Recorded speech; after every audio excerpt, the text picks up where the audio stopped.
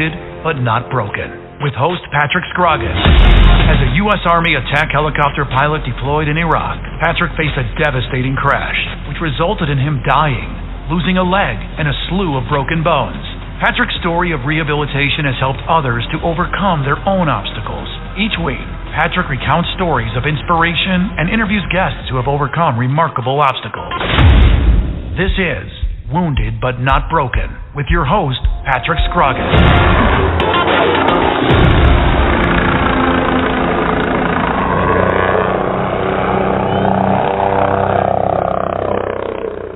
Hello, everybody. Welcome back to another episode of Wounded but Not Broken.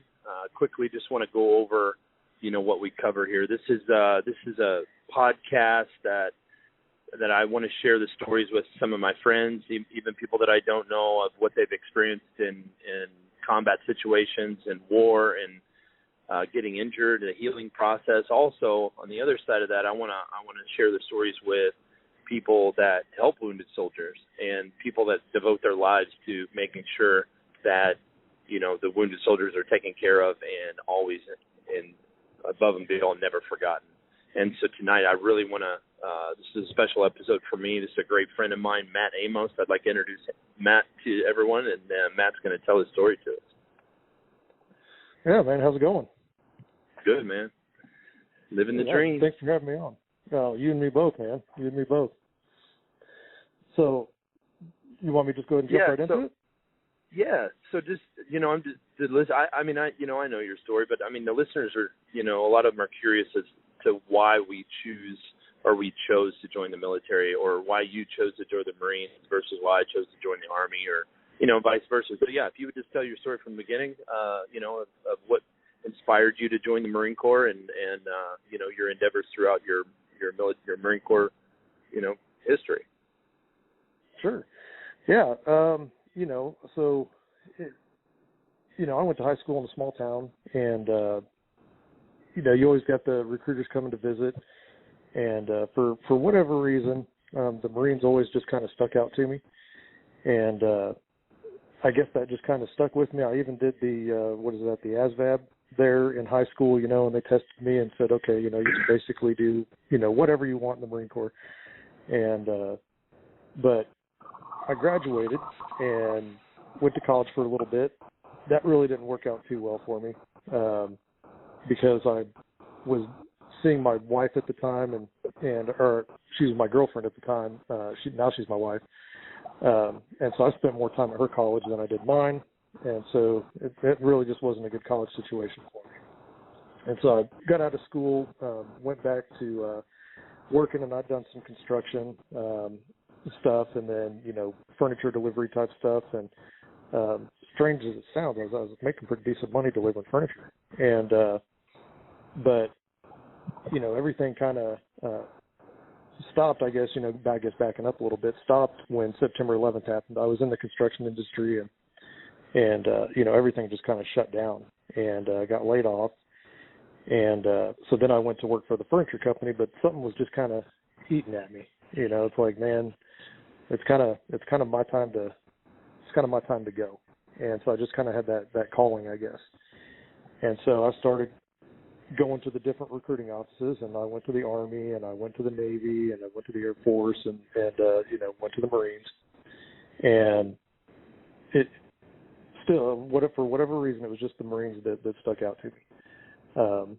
And so from there, I went to the delayed entry program, paid off all my bills while I was in the delayed entry, and then went to boot camp January of 2004, and then graduated January, somewhere in April, and then went to School of Infantry out at Camp Pendleton, and then got to my first unit, which was 1st Battalion, 7th Marines, Alpha Company out in 29 Palms, California. And, I think I was there about 30 days before I was on my first deployment to Iraq. And, that deployment was actually fairly calm, uneventful. I believe they just had the elections on that when it was OIF 2. And so, there really what year wasn't was that? Man, that was 2004. So right at the end of 2004, right? Yeah, that's when we were pulling out the first time, or my unit was leaving. Yeah, I'm trying to think of when that was, because I was there over Christmas and Thanksgiving, Christmas, on into the New Year, and then we got back in March of 2005. And then deployed again at the end of 2005. No. The start of 2006, I was back there again. And the second deployment was a little bit more kinetic. There's just a lot more going on. We were starting to see IEDs more regularly. And,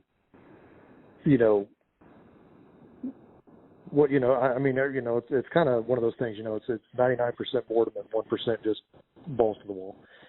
And right, so that's about the time they really started perfecting IEDs. They were setting them off, but they were relatively ineffective. But time is when they started getting pretty devastating. Yeah. I mean, they went from just using the basic, anti-tank mines to more complicated, IEDs where, that first deployment, they had triple stacks and double stacks, and that's kind of how we talked about the IEDs was. It wasn't a double, single double, or triple stack. And, you get to that second deployment and it's like, okay, well, is it a command detonated or is it remote detonated? And, there were some fun times on that deployment. And then, we were about 30 days from leaving and, I was on a patrol and I just had this, I don't know, there's a gut feel. There's a couple things that happened a couple of days prior that were just off to me, and they didn't leave the back of my mind. And so we were patrolling back one day, and there's this car that had parked over by this little building, and they were unloading stuff, and that's just unusual.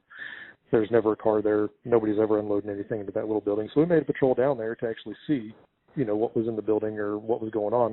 We didn't find anything. Well, it was a couple of weeks later. We're patrolling this little town called Zella, and it's right on the Euphrates River, just outside of Al-Qaim, kind of in between Al-Qaim and the Syrian border. And, we're in a standard tactical column and patrolling back to the base. I mean, we're literally 400 meters maybe from the wire, if that. But there was this elevated field, and as we're walking by, I heard a beep. And then the detonation. Then the next thing I know, I'm on the ground, and for whatever reason, I didn't get knocked out, but I just got knocked down, and then I got up, and saw my point man was down, and so I rushed up to him to try to treat him, and there was nothing that I could do for him, and but as I'm working on him, because you're not going to give up, right. My squad leader was looking at me, goes, he was calling Corman up, and I was like, what? I got him, and he's like, dude, half your face is hanging off. And I was like, what? He goes, yeah, half your face is hanging off. So I reached up and felt it, and I had a pretty good laceration to my face from a piece of shrapnel that came across and got me on the right cheek. And so it ended up, my point man, Jeremy Long, did end up as a KIA that day. And we were both on the Black Hawk to Al-Qaim. And there in Al-Qaim, there's a little field hospital, and the surgeon was looking at me, and I'm laying on the table, and he's just looking at my face, and he goes, well, I think I can fix it. I was like, do you think or do you know, man? And he's like, no, I think I can do a pretty good job, because if I can't, I'll get you on a bird to Germany. And so he goes, but first, he goes, I'd like to take a picture, and if you're okay with that. And he goes, because that's a pretty awesome injury. And I was like, all right, only if I get a copy. So they sit me up, and I'm flipping the bird, and like, all right, fix me up. So I think it was 3 layers of stitches, and then the nose, which was the most painful part, because my right nostril was separated. And I mean, he sewed me up. I mean, it's noticeable, but it's not bad at all. He did a really nice job, but he never did send me that picture. So if that guy is out there, and you had a guy that was injured on August 10th, 2006, I want that picture. But, yeah, I would too. I want that damn picture. Yep. And so I had the option to stay there. They said, "Do you want to stay here? Or do you want to go to Germany?" And I was like, "Dude, we're literally 30 days from leaving." I was like, "I'd rather just go back with my guys, and especially, you know, having lost one of my guys, I'd rather just be with my team." And so they said, "Well, you know, the only problem is, you know, just risk of infection because it's so dirty here, and Germany's going to be much cleaner." And I was like, we'll be fine." So I stayed there for 30 days, and then we got home, and you know, and I think mentally that injury was probably harder on me than my subsequent injury in 2011. You know, I didn't realize it for myself at the time because, you know, we just do what we do, right? Day to day, but my family, you know, was noticing changes. And so I decided, you know, I talked to my wife, and I was like, you know, I really would, because I was getting ready to EAS, but I really wanted to stay in. So I talked to her. I was like, "Hey, what do you think? I'd like to re-enlist." And I go, I'll try for you to get a non-deployable billet for as long as I can before I have to go back to the fleet and do fleet things. And she was like, "Whatever you do, I support you 100%. And I said, "That's all I needed to know." And so I re-enlisted and took orders to 24th Marines as an inspector instructor. And so what I did there was I basically just stood up a training program, kind of like an S3 shop. I don't know if the Army has similar, but that's kind of like your training and ops section. Yeah, and, that's the operations. They run the S3 shop. Yeah, it's the same thing. Yep. Yeah, so I just basically set up all the training and stuff for Headquarters Company 24th Marines, which, you know, annual rifle qual, PFT, CFT, which they have now, and doing all that. Met some incredible people, completely changed my view of reservists 100%, because it was so nice to have people that were actually so motivated to be there, whereas, you know, your day-to-day Marine's just like, "Man, this sucks." You know, and everything's just down all the time. You know, "Man, this is BS. Why are we doing this? Why are we doing that?" And these guys show up and we're like, "Let's go. No questions. Let's go. Let's do this. Let's do that." And it was so much fun.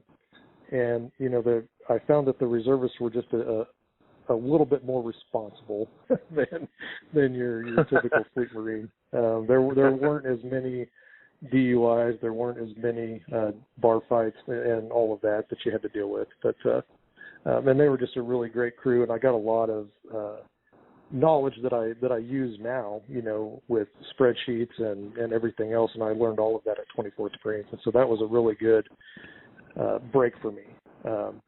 But even while I was there, you know, I still I was always a pretty good Marine, you know, and well behaved. But there were some times there at 24th Marines, because there was a bar called the K Bar right down the street. And so I'd end up there at night, and just got to the point where I realized, you know, I'm doing this a little bit too much. And so, you know, cut way back on that, and just kind of worked through some of those issues. And again, I didn't realize them. Right. You know, it wasn't until you're talking about issues that you had from that last deployment with your point man getting killed, correct? Yeah. Okay, I got you. Yeah, and so, you know, it's just stuff that I didn't even realize that I was doing. And so, you know, those got pointed out to me, and it's like, oh, man, I'm jacked up. I need to fix myself. And so I started working on that, and I still have some of those issues to this day, but they're definitely not like they were, you know, to the point where I was just very easily irritated. I had a very low threshold for BS. And that was in my command at 1-7. When I was on my way out, they gave me a lot of grace. 24th Marines gave me a lot of grace. Because I had a captain that was at this K-bar, which is civilian run. It's not a DOD facility. And so, right. I'd go in there and my sergeant major would be in there, or my master sergeant, or whoever, we'd all just be kind of chilling, drinking together. Well, they weren't there this night, and some yahoo came in from somewhere else and was telling me to take my hat off. And my low tolerance, he brought up that he was a captain, and I was like, well, we're not in uniform, so I really don't, for putting it nicely, I don't give a crap who you are.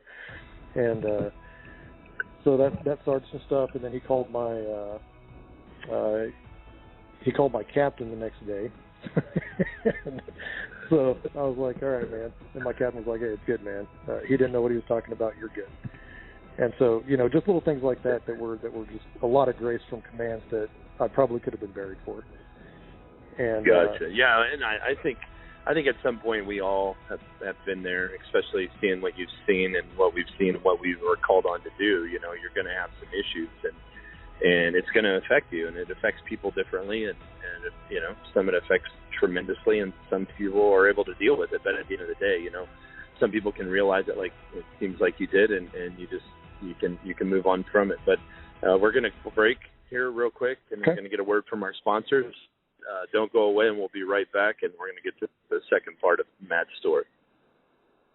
So put your weapon next to mine. Put your weapon next to mine. You're listening to Wounded But Not Broken with host Patrick Scroggin. We will be right back after a word from our sponsors. Hey, right on down the line. Come on over. Come on over. What's that? My father was the best truck driver I've ever known in my life.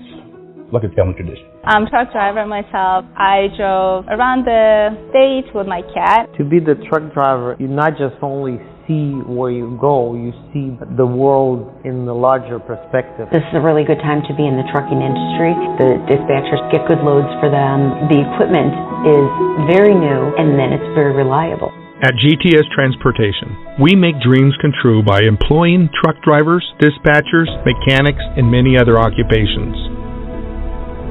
Consider joining our rapidly expanding team where we put quality, human dignity, and respect back into the workforce.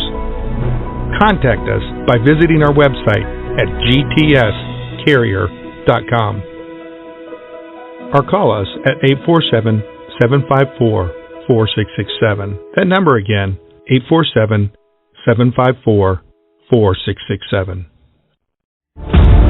Dallas Corporation and Dallas Logistics, a proud supporter of the Veterans Radio broadcast for over 15 years. High-quality printing services and warehouse distribution have been our hallmark since 1985, serving Fortune 100 companies for over 35 years. Check us out at www.dallascorp.com. VBN, Veterans Broadcast Network, brings you Wounded But Not Broken, hosted by Patrick Scroggin. It lies within you to conquer your greatest challenges. Patrick tackles the stories of how others faced unthinkable odds, and then at a pivotal moment, a change occurred within them that gave them the strength, attitude, and direction to excel beyond the greatest expectations.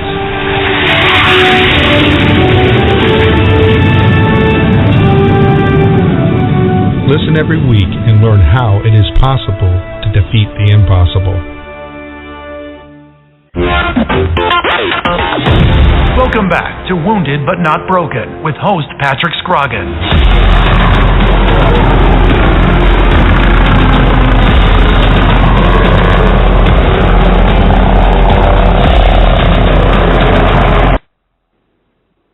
Hello, everybody, and welcome back to Wounded But Not Broken. We're here with Matt Amos, and he was talking about his first two deployments, and on his second deployment, he suffered his first injury and had one of his soldiers lose his life, and he was talking about how that affected him, and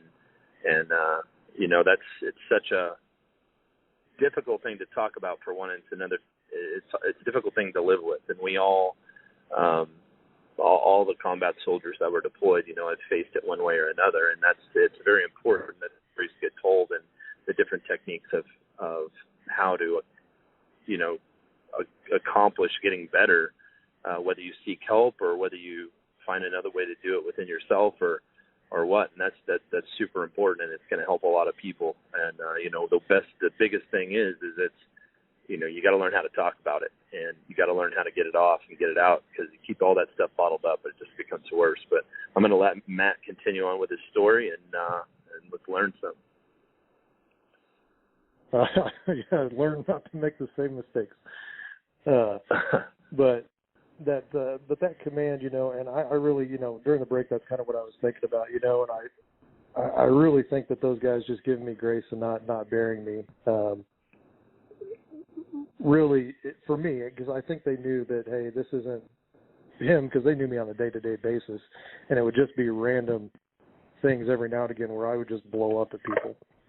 And so, you know, I got through that, and I was there for 18 months at 24th, and I neglected to mention that my first child was born right before I left for that second deployment. So I basically had 30 days with her before I was off to Iraq, and then I come back, you know, and now I've got basically an 8-month-old baby girl, you know, and so and that just, I think that also added to the stress as well.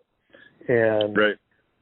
You know, wanting to be that guy to fix myself, because of course I want to be there for my kids, and so I really kind of to start really drawing it down with anything alcohol at that point. And so then, you know, got my orders to 1st Battalion, 5th Marines. They're in Camp Pendleton in 2009 or early 2000. I think I got them in 2009 to report 2010. And so I got there, I believe it was probably July, I think, somewhere in there. And got put with 1st Platoon, and it was a lot different than it was with 1-7 being back in the fleet. And because at this time now I'm a sergeant, and I'm going to be in control of everything, and that's a lot of responsibility. But so they say, okay, hey, you're going to be 1st Platoon, 1st Squad Alpha Company. I was like, roger that. So I started meeting my guys, and then the very first day that I'm there, hey, you got one of your guys that just got dropped out of infantry squad leaders course, so you need to go figure out why he failed and blah blah blah.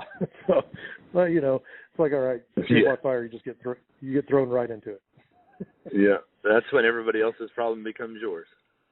Yep. And so that was my first official business as a squad leader, was to go find out why this guy was jacked up. And you know, come to find out, it really wasn't his fault at all. They were trying to put a lance corporal through a sergeant level course, and so that's why, you know, I don't want to be that guy just starting out. And so, and it turns out he was one of my best Marines. And so, you know, I got to train for almost a year with those guys, which was an absolute luxury. And you know, we knew each other really well. You've had another guy on here before, Anthony Marquez. He was my dog handler, and a great guy. And you know, we just had a really, really good fitting squad, and trained up and got deployed to, or knew that we were going to Sangin, Afghanistan, which at the time was, you know, one of the most dangerous places, or was the most dangerous place in Afghanistan. And we were getting intel reports about the different types of IEDs they were using, and I want to say that 3-5 had something like 216 casualties or something like that. And some of these guys were coming back, and they would give us intel like, hey, this is what it's like, this is what you need to look for, you know. And so you're just like, man, where are we going? And right. Yeah. You know, like it didn't set a good tone at all. And but you know, but you train to those I forget you train to that intel that they're bringing back, and so that's what we did almost daily. You know, we'd set up courses in what we call the backyard, which is basically just kind of the mountains and hills and trails behind the barracks, and we just run little courses and try to spot things that were not supposed to be there, and you know, we got pretty good at it, and but you know, you just don't know what you're going into until you're actually there. So I even told my wife, I was like, you know, I know that I don't talk to you about a lot of work stuff, because my whole thing was, when I come home, the uniform comes off and that guy stays at work. And so, because it's a completely different person. And so I was like, all right,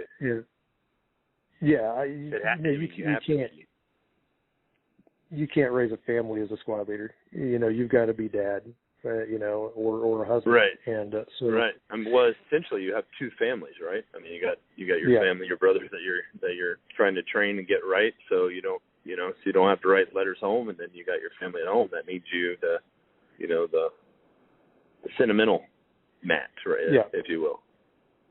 Yeah, which he doesn't even. My wife would say that he doesn't even exist, but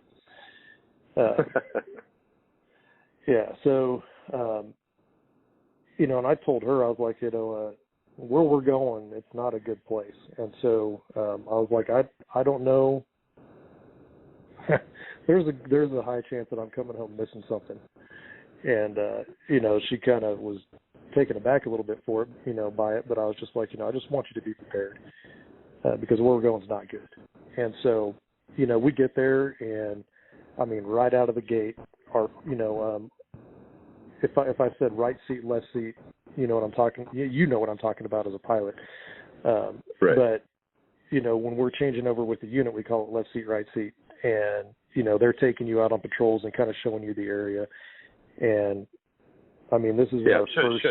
Just the overall going over everything, showing you choke points, showing you the real high activity points where you're most likely to get attacked, just to quickly go over it with the audience. But yeah, they're showing you everything that you need to know to be successful in operating in that area of operation.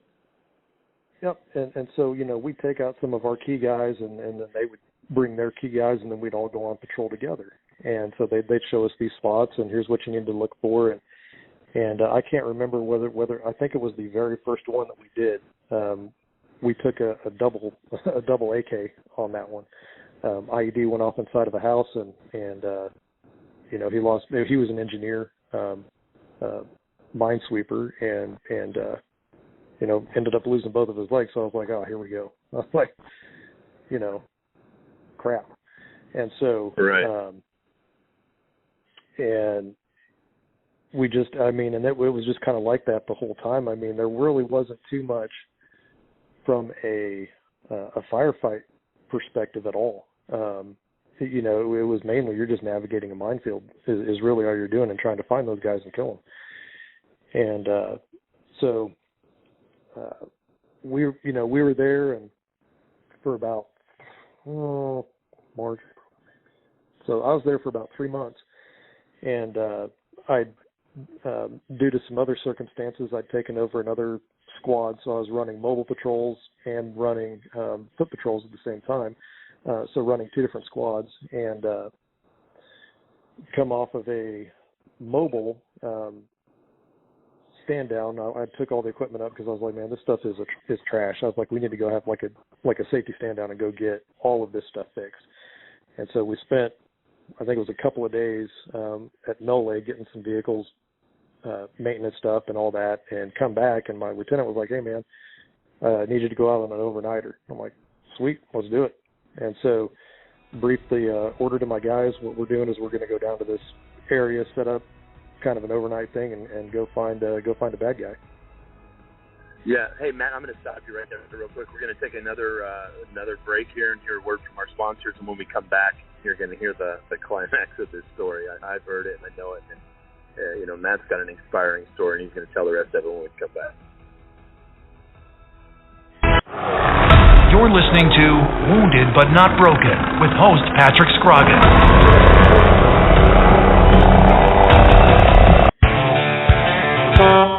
Attention, looking for semi-drivers nationwide. GTS Transportation of Burr Ridge, Illinois is looking to hire or partner with experienced CDL holders in every state. If you are going to drive, why not drive for the best? Whether you are driving solo, as a team, or as an owner-operator, GTS is looking to add you to their rapidly growing company. Become part of one of the most respected, driver-friendly, and successful transportation companies in America, where drivers are treated as royalty. Contact us at gtscarrier.com. Again, gtscarrier.com. Or call us at 847-754-4667. That number again, 847-754-4667. We would love to help you, which in turn helps everyone. GTS is an equal opportunity employer.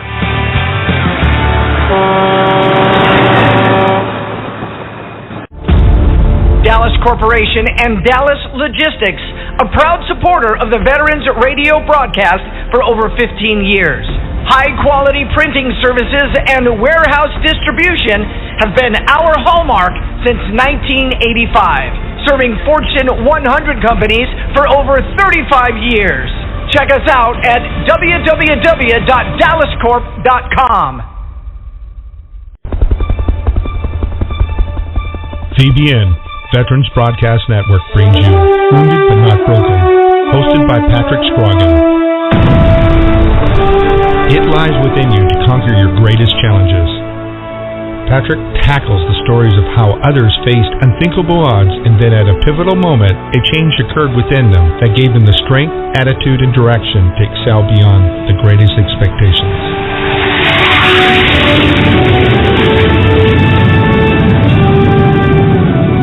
Listen every week and learn how it is possible to defeat the impossible.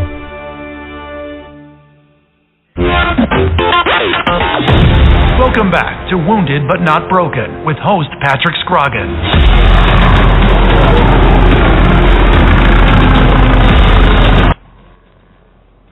Hello, everyone. Welcome back. I'm just going to let Matt jump right back into his story. He was on a roll there, and I had to cut him off. So, Matt, go ahead. No, I'm good, man. I appreciate it. And so yeah, you know, my lieutenant was like, "Hey, man, you need to go out on overnight patrol. There's a guy that's been putting in IEDs in this area. We need you to find him and take him out." And I was like, "All right." And they're like, "Okay, here's all your attachments." And I'm like, "We're going on an overnight patrol, right?" So I don't know how many I had. I had like 26 people, and I was like, "We're not getting anything done tonight, but we're going to go out and we're going to give it a shot." And so I get out of the wire, and you know, some guy at the back of the patrol, all of a sudden, this guy on a motorcycle, he's got an AK and he's got a handgun, and I'm working with the Afghan counterparts that are trying to work through a translator, that are trying to work through my guys and me. And I was like, all right, you know, we get all that settled. He was actually an informant, so he was perfectly fine to do whatever. And I was like, all right, let's keep pushing.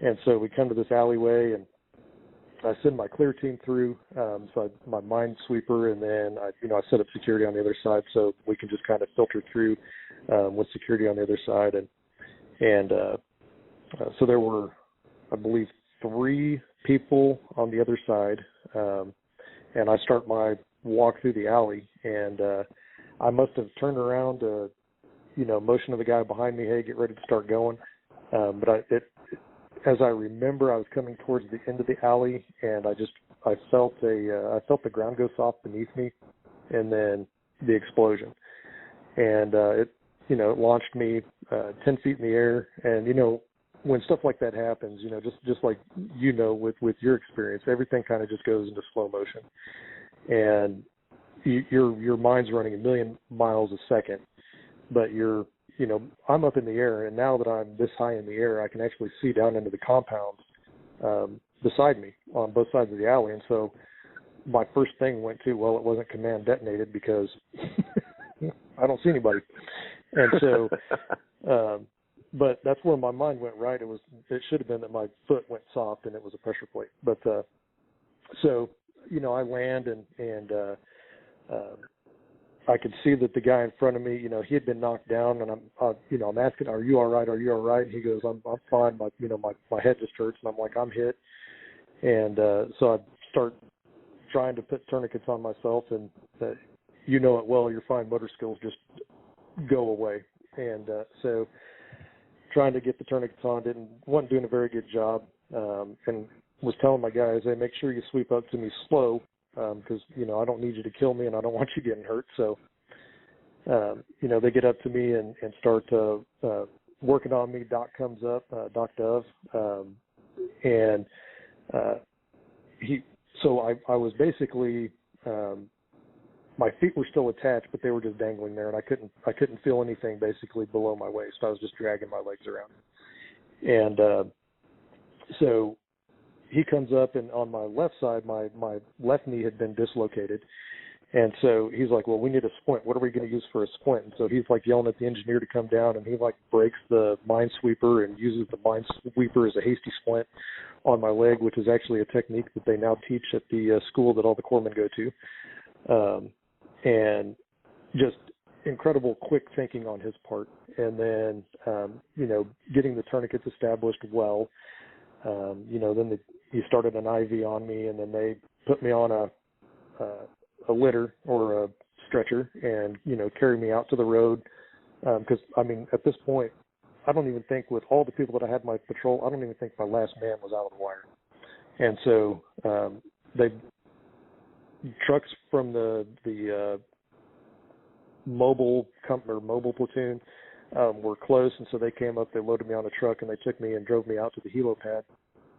And at some point during that transition, my IV had come out, and my veins had collapsed, and so they needed to establish a new one. Well, the only way to do that is with an IO, which is an interosseous IV. So basically, interosseous means through the bone or into the bone.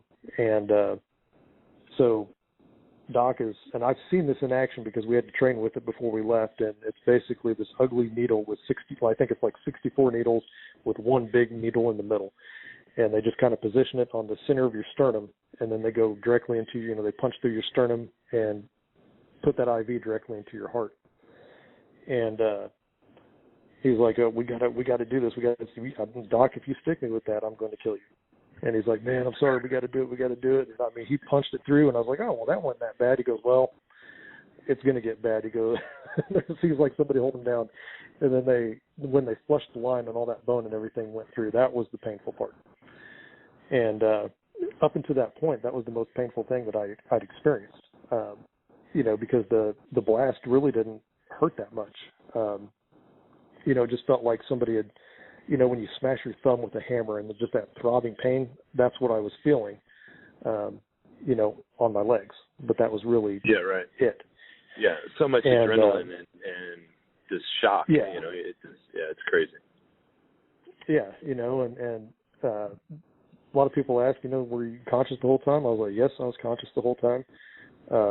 And they put me on the bird, and and I credit that doc with basically, he saved my life right there as well by getting that IV established. And I saw him later on, and he was really standoffish for about 6 months. And he finally, I was like, I'm not really going to kill you right away. Go, good. He was still worried about that needle. Yes, he was, because I was very adamant. Like, I looked at him directly, and I'm going to kill you. So, we got through that, loved him to death, and they loaded me on the bird. And the last thing I remember, it was a British bird. It was a 46, and they loaded me on and said, "We got you, mate." And that's the last thing I remember until I woke up in. They woke me up in Germany once because one of my guys was there from a previous IED. He had a pretty bad concussion, so they were checking him out. They woke me up to see him. That was good. And then took me back to the States where I started my recovery. Got to Bethesda finally, or Walter Reed, and did all my major surgeries there. And go ahead. Yeah, I was just going to say, just quickly, to say, to state your injuries. I don't know that we established that. So exactly what was hurt in that blast? Yeah, so I didn't know until I got to Bethesda or Walter Reed, and they would wake me up occasionally and say, hey, this is what we're doing. And then I woke up this next time, and they were like, hey, we're going to go in, we're going to try to save your right knee, but, with that fungus, because I'd had fungus in both sides, and they said, with that fungus, we don't know if we're going to be able to save it. And I was like, whatever. I was so high on drugs, I didn't care. Just sign on the X. Let's do it. Yeah. And, woke up and was missing my right knee, so I ended up being above the knee on my right side and very, very short. I almost lost my knee on the left, but thankfully they were able to get ahead of that fungus on that side. But that's when I started finding everything out. It was like, hey, you had a fractured hip at the SI joint, fractured femur, your right knee was dislocated, I can't remember what grade of TBI I had at that time, but and so that's where I was at. And looking back, for me, this one was a whole lot easier for me than that first one, and because it was just me. There was nobody else that was hurt. It was just me. I knew what I was getting into. I told my wife this could be a possibility.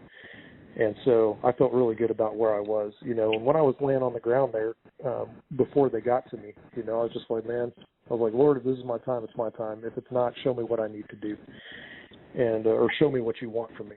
And so that was really just kind of in my mind. When I was in the hospital, it's like, well, I'm here for a reason. What is it? And there were so many people that were there to help. There were so many groups, so many organizations that just said, hey, we're here for you. The Fisher House put my family up, put my wife, my mother-in-law, my mom, my dad, put them in the Fisher House. They could come visit me. Semper Fi Fund paid my mom's salary from work so that she could take work off and not worry about missing a paycheck, and took care of her financially while she was coming to visit me. And of course, paying for the flights for my family to get out to Walter Reed and all that kind of stuff. And just amazing, right? I mean, and I would never have expected that. And so I did all my major surgeries down there at Walter Reed, and then I was stationed in Pendleton, so I wanted to go back to San Diego because that's where my family was. I didn't want to move them cross country, and so they moved me to Balboa and actually gave me a home. So we did a little move from Pendleton to San Diego, and they got me this little ADA home that we lived in while I went through about 2 years of physical therapy and recovery. And it was there, because I spent about 4 months inpatient, and I had an X-fix on my hip because I couldn't move or do anything. And then, so just sitting there, all you got to do is time to think. I was like, well, what am I going to do? Well, obviously I'm going to retire. But what is it that I want to do? And the one thing that I kept thinking was, man, I want to hunt. And I was like, I don't know how I'm going to do it, but I'm going to hunt. And, I'd been out of the hospital for 2 months, and then this guy named Ron Rabu came to the hospital and did a presentation for Wounded Warrior Outdoors, and I go, that's how I'm going to hunt. And so I listened to his presentation. It was awesome. Went on a bear hunt with him back in 2012. So right at 9 months after my injury, I was hunting, and which was insane to me. And ended up taking a bear on that hunt. And I'd had prosthetics at the time, but I'd only had them for like 2 weeks before I went on this trip. And there's a bear. We'd missed our first chance because he had to get the wheelchair out of the truck and put me in the wheelchair and kind of wheel me around. And by the time we got around this little bend, the bear was gone.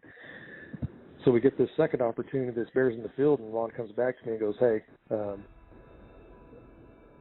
this bear is in a very shootable position, but you're going to have to walk 100 yards to this boulder to get the shot. Do you think you can make it? And at that point in time, I wasn't thinking about how uncomfortable my prosthetics were. I wasn't thinking about the pain, anything. It was like my only mission was to get to that bear. And yes. so, Hey, I mean, Matt, we're gonna break real quick for one last message from our sponsors, and stay tuned. And when we come back, we're gonna find out if Matt walked that 100 yards and got that bear. Put your weapon next to mine. Put your weapon next to mine. You're listening to Wounded But Not Broken with host Patrick Scroggin. We will be right back after a word from our sponsors. Hey, right on down the line. Come on over. Come on over. What's not over? My father was the best truck driver I've ever known in my life. Like a family tradition. I'm a truck driver myself. I drove around the state with my cat. To be the truck driver, you not just only see where you go, you see the world in the larger perspective. This is a really good time to be in the trucking industry. The dispatchers get good loads for them. The equipment is very new, and then it's very reliable. At GTS Transportation, we make dreams come true by employing truck drivers, dispatchers, mechanics, and many other occupations. Consider joining our rapidly expanding team where we put quality, human dignity, and respect back into the workforce. Contact us by visiting our website at gtscarrier.com or call us at 847-754-4667. That number again, 847-754-4667. Dallas Corporation and Dallas Logistics, a proud supporter of the Veterans Radio broadcast for over 15 years. High-quality printing services and warehouse distribution have been our hallmark since 1985, serving Fortune 100 companies for over 35 years. Check us out at www.dallascorp.com. VBN, Veterans Broadcast Network, brings you Wounded But Not Broken, hosted by Patrick Scroggin. It lies within you to conquer your greatest challenges. Patrick tackles the stories of how others faced unthinkable odds, and then at a pivotal moment, a change occurred within them that gave them the strength, attitude, and direction to excel beyond the greatest expectations.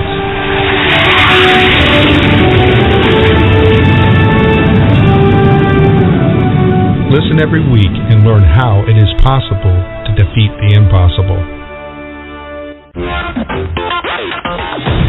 Welcome back to Wounded But Not Broken with host Patrick Scroggin.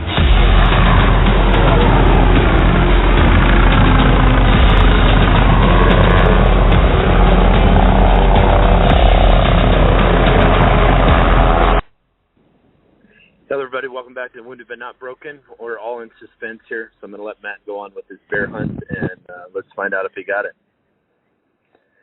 So he's like, you've got to make it to this boulder, and I hadn't walked on anything but parallel bars, really, since I got into prosthetics, but I wasn't thinking about any of that. I got out, and of course I had a couple of canes, and I walked, and I felt like I was running to that boulder, and got the shot, and eventually got the bear.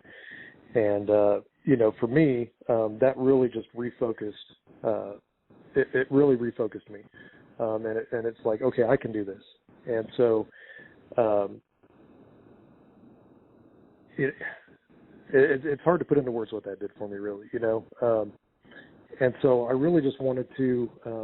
The impact that had on me, I was like, man, I really want to do something to give back, and make sure that other people have this opportunity. And so I went to Ron and I asked him, I was like, hey, do you need any help? And he's like, no, we're good, And because his big thing is he never wants to feel like he's putting warriors on display, and that was his big goal was, man, we don't have news crews, we don't have any of that stuff. It's just the warrior and their recovery. And I was like, man, I'm telling you, you're not putting on display. I want to help. And so he finally gave in and started letting me volunteer and, go to sheep show and work the booth and talk to people and just let them know what WWO is all about. And, and then that forced me, when I got back home, I was like, man, because I was still walking with canes, and I was like, man, there's got to be something better, because I see guys like you and I see guys like, I'm trying to think of his name off the top of my head, and I'm just drawing a blank. But walking around, and then I'd watch YouTube videos of these guys who were just way out of shape. And I was like, back then, you can't tell now, but I was in really good shape. And back then, and I couldn't do what you could do. I couldn't do what these guys could do. And I was like, I started to get into that thing. Well, maybe it's me. And then I found the right prosthetist and found out that it wasn't me. It was the prosthetics that I had. And so then that jump-started my recovery even further, and or took my recovery even further, and just allowed me to do more. I was feeling so good that I actually went to work for that prosthetist, Speak People's Prosthetics in Wichita, Kansas, and just started reaching out to people locally that were in a motorcycle accident or car accident, and just said, hey man, it's not over. Like there's the whole world is there available to you. You just have to decide to do it. And I was like, stop the pity party, because that's not going to get you anywhere. Like I've been down this road. I know what it's like. I know where you're at. But trust me, it only gets better from here. And so, just wanted to impart those words of wisdom on people. And so that's just kind of what my recovery's been circled around, is just kind of motivating others, because I've been there, but it wasn't it wasn't losing my legs that brought me to that point. Really, it was the getting through that first that first injury and losing a guy, and having been there, and during that time it was just my Marine buddies that really looked out for me. The civilian world, because it wasn't dramatic enough for really them to reach out and care anything about, because no organizations reached out to me the first time. But when I lost my legs, right. Everybody reached out. And so those organizations, if you're wounded or have been wounded, and you consider yourself, a paper cut, or, I didn't get as badly wounded as someone else, seek those organizations out, because they are definitely there for you. They are there to help. But there's just so many that they can't reach everyone, and so they focus on the more seriously injured. But those organizations are there for everybody, and I can't say enough. Reach out to those and take advantage of those, because they're there for you, and that's going to do so much for your recovery. Especially, and part of your story, Pat. When you said you were down and you were feeling sorry for yourself until you saw that first burn victim, and mine, it's very similar, because I'd see quadruple amputees or I'd see triple amputees. It's like, okay, we're good, man. Like I can do whatever. If they're going through that and they have such a good attitude, then so can I. And so there's no reason for me to be down. And I really haven't had any down days since then. And so I'm just, very, very thankful to those organizations, namely WWO, Wounded Warrior Outdoors, for getting in there at that perfect time to set me up for where I'm at today. I mean, they really are the ones that set my path for my future. Right, and Wounded Warrior Outdoors. I mean, anybody that's ever been affiliated with them in Ron, you can't say anything negative. It is the absolute some of the best times I've had since I've gotten injured was with WWO, and subsequently that's how you and I met. And it's such a great networking thing, and that's what it's about. It's about getting guys together that have lived some of the same situations in their lives, that are having trouble and do this, and people that have been through it are there, and they've overcame a lot of stuff, and so it's so therapeutic to put them around other soldiers that have been there and done that, because it's kind of like a fraternity that we have. We talk to each other a certain way, and nobody else can really talk to us like we talk to each other, right? And so, and nobody is going to push us as hard as we do, and that's why the organizations like that are so important. Exactly, because we don't give each other any slack, and no. at all. There's zero, right? And, correct. And but you go out into the public, and there's a distinct difference between when I was traveling in a wheelchair and when I'm walking on legs. There's a lot less sympathy for a guy walking on legs than a guy in a wheelchair, and the public just sees it that way. And But here we are, if you're not pulling your weight when you're walking on prosthetics, even though you're doing better than some other guys who just, don't have the will or desire to walk, we're giving each other crap like, hey, why are you walking like that, or why are you walking like this, and get better, do better, go, yeah. You would be go work out, and so, yeah. But but it's just that fraternity that those type of organizations foster that are so good for people, and I can't say enough about WWO because it really did change my life. I mean, just from the business leadership that from the business mind that Ron has, and just kind of feeding off him as a mentor, has been incredible for me, and I can't thank that organization enough. And another organization that I failed to mention that basically has allowed me the freedom to do everything that I do. It was Homes for Our Troops, because they built me a home mortgage free that my family and I live in, and we don't have to worry about a mortgage payment or anything like that. And so that really eased my mind about, hey, it's fully accessible for me. It's exactly what I need. It's great for my family, and I'm able to volunteer and do that stuff with WWO because of them. So right. It's just such a good network of organizations. It is, and you just can't say enough about it. It's such a great thing that there's people out there that are selfless enough to do that. And Ron, you said Ron a few times, and that man is one of the most selfless men on the planet. He'd probably be made mad right now if he heard we were giving him praise. He didn't want it. He would be. Yeah, he would.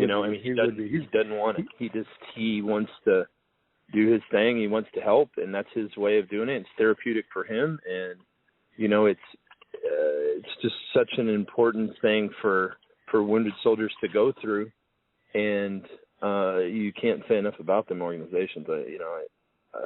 Maybe that's a whole other segment. You and I get on here and we talk about, and we list that list of why they're so important. Maybe we do that in the future. I think that'd be I'd love to, because it's definitely not something that we can cover in this episode at all. I mean, just because absolutely no. And those people that do give selflessly and do things selflessly, just like Ron, and the people that give to Homes for Our Troops and Semper Fi Fund and all those organizations. I mean, I don't know where I would be without those organizations, and so how can I? And that again, that just circles back, not to quote a certain speaker, but coming back around to basically everything I do is just to live up to trying to be worthy of being given all of that, because I definitely don't think my injury was anything special. I was just in a bad place at the right time, and I volunteered for that. I willingly went. I knew it was likely to happen. And so, but these people take it and say, hey, no, we're going to take care of you because you did that. And that means the world to me.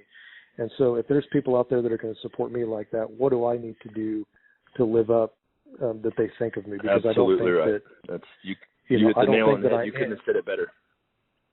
Yeah, because I don't think that I'm that guy, right? I'm nobody special. But they went out of their way to do something for me. And so how do I give that back? What can I do to live up to that? And so that's just kind of where my life is at this point. And I can say that I'm a happier person for it. I'm definitely not the angry guy from 2006 that would fight at the drop of a hat. That's debatable. I'm much calmer. Well, I'm not. I might argue. I know. I'm just giving you a hard time. I might argue, but we've had some good times. We have had some good times. And, I look forward to more good times, especially, even being on this podcast. I've had a lot of fun, and these segments seem to get shorter and shorter every one we get. Yeah, it flies by, man. It flies by. But, so, if people are out there listening, and you got young guys out there listening of a really good piece of advice that you would want to give them, if you could sum it up in like a minute, what would it be? Oh man, I think the biggest thing is to start thinking about yourself less and start thinking about others more. Because for me, that has solved all the problems. I notice when I start to go, what the Marines call it, going internal. On a battlefield, it's bad for everybody. And in life, going internal is bad for you and everybody around you, because the only person you're thinking of is yourself. And so when you start thinking about other people, and I notice when I start getting in those moods, it's like, hey man, I'm not, what about this? What about this? And I'm thinking about me. What can I do to help somebody else? And then magically, just like the snap of a finger, life gets better. And so that would be my advice, is to, think about yourself less and think about others more. It's a good piece of advice. Really good piece of advice. And I for all the listeners, Matt, I can't thank you enough for coming on tonight. And I think I'll give you a call in the next couple of days. We should really lock that next episode down, or in the future of getting on here, and let's give some of these nonprofits praise that don't get it. But I can't thank you enough for coming on tonight and taking an hour out of your evening to be with us and tell your story. I know there's a lot more to it, and maybe we can hit that on the next time. But I really appreciate it, and I can't thank you enough. Yeah, I appreciate you having me. Thanks so much. For the listeners out there, if you followed the podcast from day one until now, I think there's one very important message that you should take away from them. It's that every one of the gentlemen that I've had on here that have told their stories, that have been in the lowest of lows in their lives and had some of the most horrendous things happen to them, every single one of them wakes up every day and asks themselves, what can I do to make others' lives easier, others' lives better? And I think that's a very important message that I want to make sure that gets portrayed, because these are some of the most selfless men on the face of the earth that were willing to give up everything for us, and they're continuing to do it just in different ways. So I want to thank you for listening tonight. Such a powerful episode for me. Matt is a great friend of mine, and I hope you tune in next week, and we're going to have another exciting show for you. Thanks for listening. You're listening to Wounded But Not Broken with host Patrick Scroggin.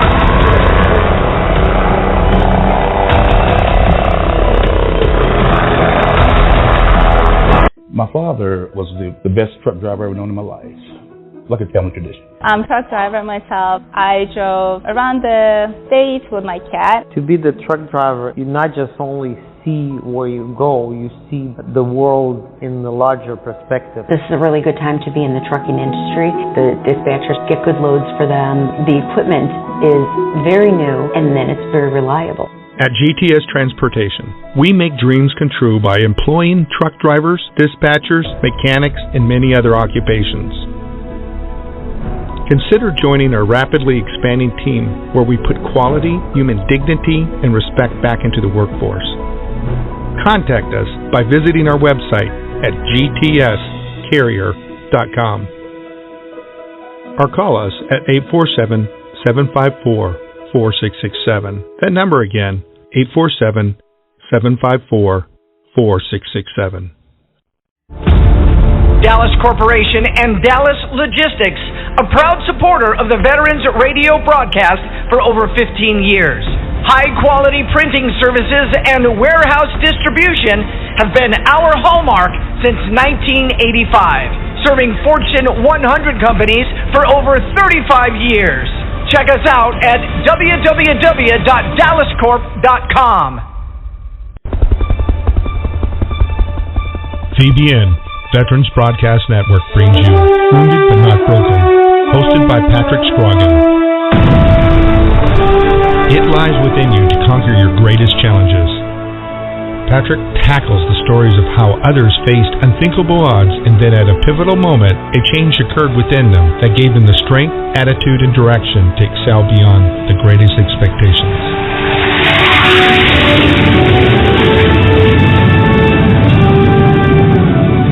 Listen every week and learn how it is possible to defeat the impossible.